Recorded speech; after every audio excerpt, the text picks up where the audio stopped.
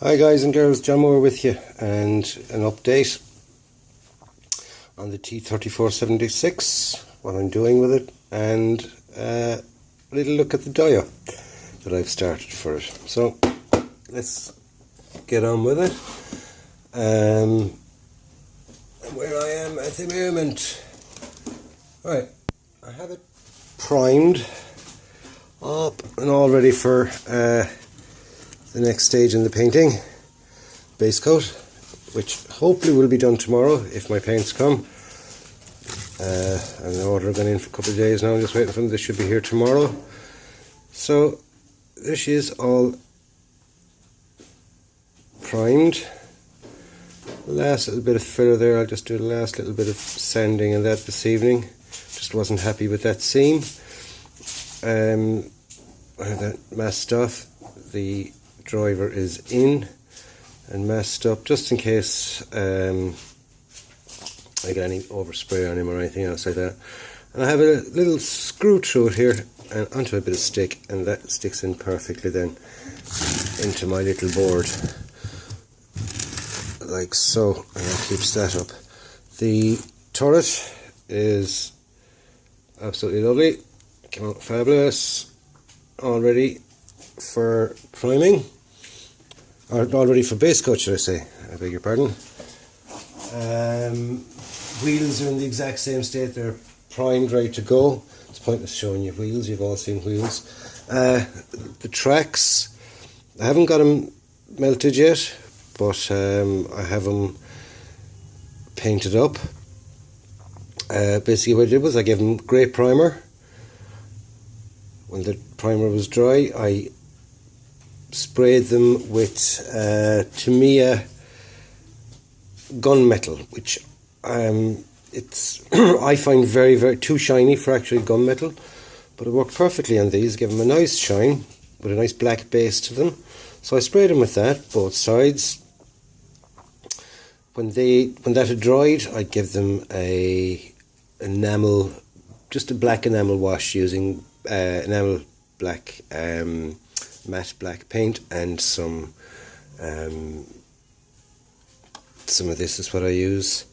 It's Winsor & Newton Artist's White Spirit. It's not as aggressive as the other one, so it works quite well. Give it a wash with that. When the wash had dried, then I used the Ultimate weathering wash, and I used this one here, which is for the rust, and it's an absolute fabulous stuff, brilliant uses for it. You can use it as a general, you can use it for streaks, absolutely brilliant for streaks as well. And as you can see, you've got a lovely rusty metal look, absolutely fabulous. So there's the tracks, the two tracks. I have them both done, just have to melt them together yet. Also, remember I was saying about the logs, and I'd said I'd give them a go. These are the logs that came with the kit, and what I've done with them. Homework, Tilly Bum. Thank you.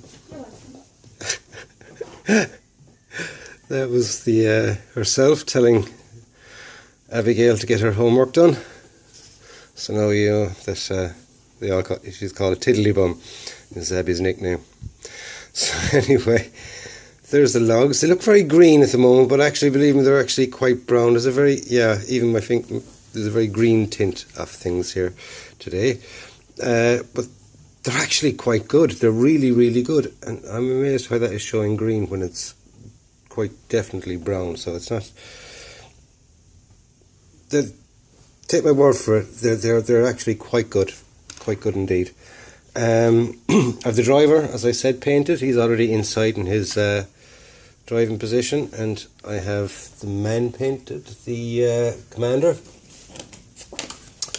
I just look at this white paper, a bit crumpled, but hopefully you'll be able to see him. If that will zoom in nicely and behave itself. I'll just show it.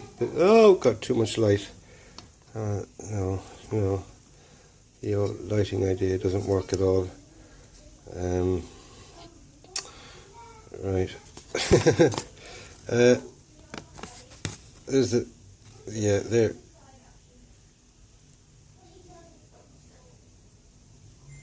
The driver, or the commander figure. Quite happy with how he came out. Like I said, camera doesn't seem to want to zoom in properly. Does for a few seconds and then decides it's not doing it again. There we go, flobbly wobbly. Anyway, the figure, he's painted. So, what I'm going to do now is I'm just going to do a quick pause on this and I'll reset it up and I can show you what I'm doing with the dia. Now, we're back. And this is basically where I am with the dia. It's only just started, it's actually still quite wet. And I will explain to you, and if you just bear with me, what I've got to this stage so far. Started off a basic picture frame, A4 size. Took the glass out, put the cardboard back down, sealed it in, and I had a lot of that that foam board that I've been using, the black stuff.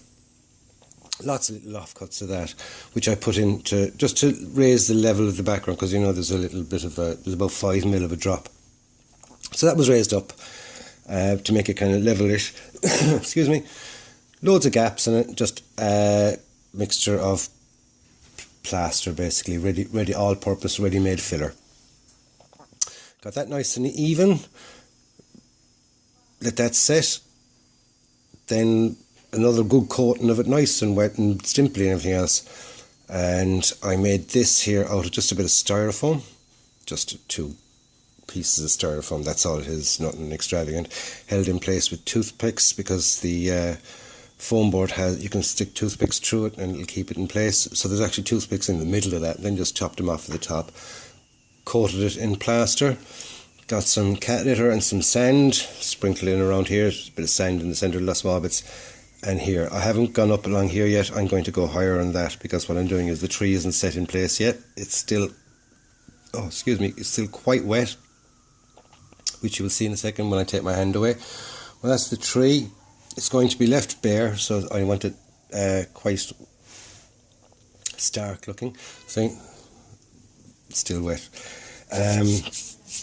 It's going to be slightly raised here, and the tank is going to be there.